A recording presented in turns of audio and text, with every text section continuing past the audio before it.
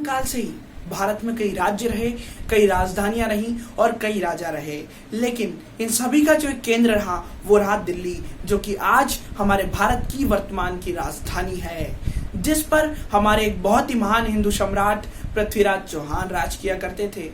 और उन्होंने अपने राज्य की सीमाएं राजस्थान, हरियाणा, पंजाब तक फैला रखी थी, लेकिन उसके पश्चात कई विदेशी आक्रमणकारी भारत पर हमला करते रहे। लेकिन उसके बाद आया गौरी। गौरी ने सर्वप्रथम तो कई राज्यों को अपने आधिपत्य में लिया। उसके पश्चात उसके कदम पड़े तराइन की भूमि अर्थात पृथ्वीराज चौहान के राज्य की भूमि पर, और उसके पश्चात पृथ्वीराज चौहान ने बहुत ही बुरी तरीके से गौरी को इस युद्ध में हार दी। और इसके पश्चात उन दोनों के बीच 16 युद्ध लड़े गए। 16 युद्ध लड़ने के बाद गौरी पूरी तरह से टूट चुका था, लेकिन उसने ये सोचा कि क्यों ना शत्रु के शत्रु को मित्र बना लिया जाए।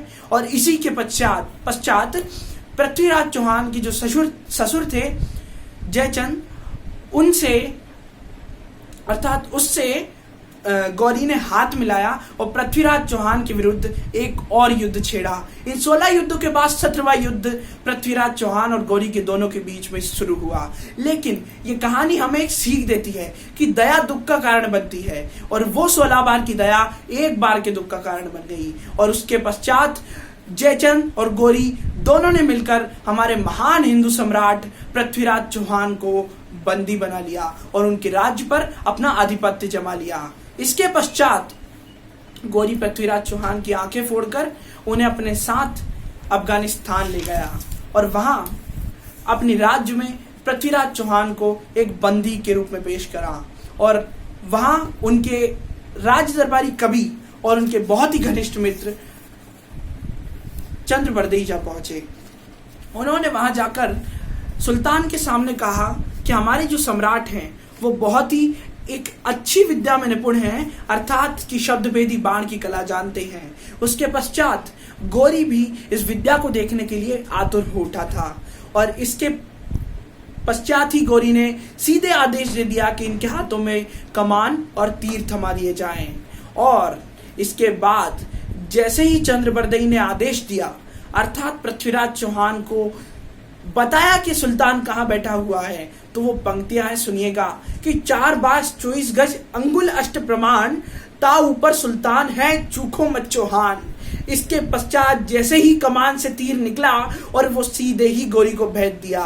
और ये कहानी है जो कि हमें अपने आप में आत्मनिर्भरता का संदेश देती है कि चाहे किसी राजा के पास सेना ना हो, लेकिन युद्ध लड़ा जा सकता है।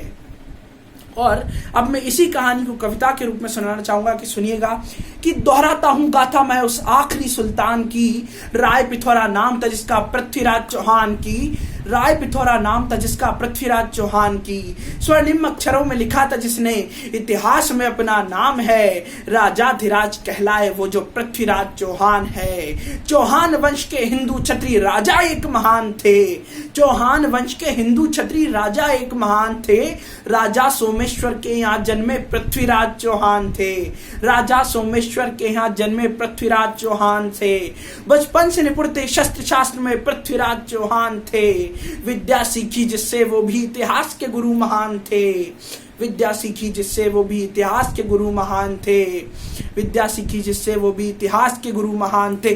पहले युद्ध की भटिंडा में गौरी ने की शुरुआत थी, प्रथम युद्ध ही हार गया और खाई मुंह की लात थी, प्रथम युद्ध ही हार गया और खाई मुंह की लात थी, तिरस्कार और अभिमान की ज्वाला से वे चूर था, हर हाल में तराइन पाना उसका बना गुरूर था, लेकिन उस गुरूर को जब तोड़ा चौहान ने, उसे युद्ध में हार दिलाई उसके ही अभिमान ने। कईयों युद्ध लड़े गए इन दोनों की तकरार में, अब भी गौरी संतुष्ट नहीं था इतनी सारी हार में, अब भी गौरी संतुष्ट नहीं था इतनी सारी हार में। अंत में शत्रु के शत्रु को उसने बनाया मित्र था, जयचंद जैसे गद्दारों का इतना गिरा चरित्र था, जयचंद जैसे गद्दारों का इतना गिरा चरित्र था। पृथ्वीराज भी लड़े जान पर फिर कभी हार न मानी, गौरी ने भी जीता दिल्ली पर अहंकार का था वो मानी, वीर गति को प्राप्त हुए वो एक योद्धा महान थे। 16 बार हराया गौरी को वो दिल्ली के सुल्तान थे। कोई शासक ना कर सकता था उस शासक का भी अपमान, राय पिथौरा कहलाता था पृथ्वीराज चौहान। भर आएंगे नेत्र अश्रु से गाथा सुन उस महान की, दोहराता हूं गाथा मैं उस आखिरी सुल्तान की। राय पिथौरा नाम था इसका, पृथ्वीराज चौहान।